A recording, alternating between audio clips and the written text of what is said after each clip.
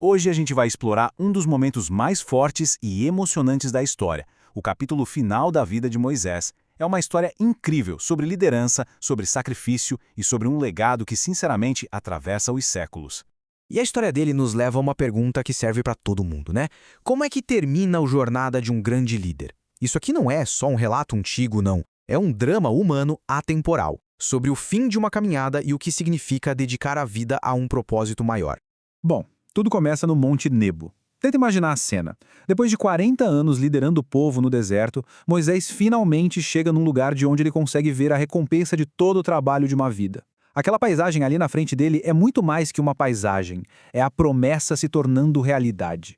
E aí Deus mostra para ele a vista completa. Não é só um pedacinho, é tudo.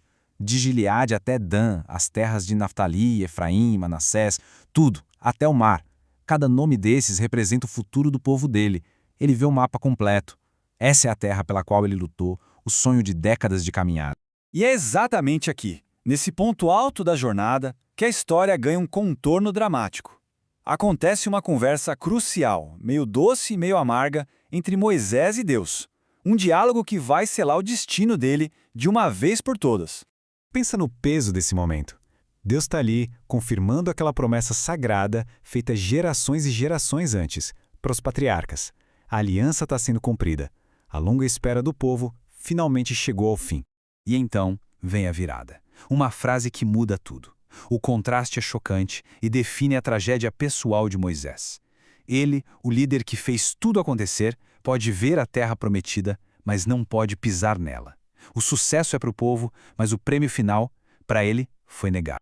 A partir desse momento de emoção profunda, a narrativa muda de tom, fica mais solene. A gente passa a acompanhar os últimos momentos de Moisés, chamado aqui de forma tão bonita de servo do Senhor. Ele morreu com 120 anos de idade. Imagina só, 120 anos. Uma vida incrivelmente longa, cheia de desafios absurdos e vitórias extraordinárias. E esse detalhe aqui é muito importante. Olha só, Moisés não morreu de velhice, de fraqueza. Ele estava com uma vitalidade impressionante até o último dia. Isso mostra que a morte dele não foi um declínio natural, mas sim um evento determinado por Deus, no auge de sua força. E a história de Moisés ainda guarda um último e grande mistério, uma coisa que diferencia ele de quase todos os outros grandes personagens da história. A pergunta é, onde ele foi enterrado? A resposta é que ninguém sabe. O próprio Deus o sepultou num vale secreto, um ato que só reforça o status único que ele tinha, e isso deixa um mistério sagrado, talvez para impedir que o túmulo dele virasse um local de idolatria e para que o foco ficasse no legado e não nos seus restos mortais. O povo de Israel chorou por ele por 30 dias, um mês inteiro de luto. Esse tempo todo de luto nacional mostra a profundidade da perda e o respeito imenso que eles sentiam. Ele não era só um profeta, ele era o pai da nação.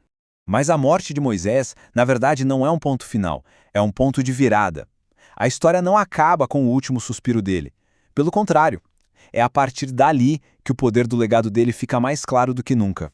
E aqui está uma das partes mais cruciais do sucesso de um líder, né? Garantir que a liderança continue. E Moisés fez isso com perfeição, preparando Josué, que já estava cheio do espírito de sabedoria, para continuar a missão. O trabalho não parou. Mas o que fazia Moisés ser tão único? O texto é bem claro sobre isso. Nunca mais apareceu em Israel um profeta como ele. A relação dele com Deus era direta, era face a face, uma intimidade e uma autoridade que nenhum outro depois dele teve. Os versículos finais são quase como uma homenagem, um resumo dos grandes feitos dele. Os sinais e maravilhas lá no Egito, a forma como ele enfrentou o faraó e os atos de poder que ele realizou na frente de todo o povo de Israel. O legado dele foi construído com ação e poder divino. E no fim, a história de Moisés deixa essa reflexão no ar. O legado dele não é só sobre ter alcançado um objetivo. Envolve sacrifício pessoal, a sabedoria de preparar um sucessor e uma conexão única com um propósito maior. E aí fica a pergunta para a gente pensar. O que no final das contas faz um legado durar para sempre?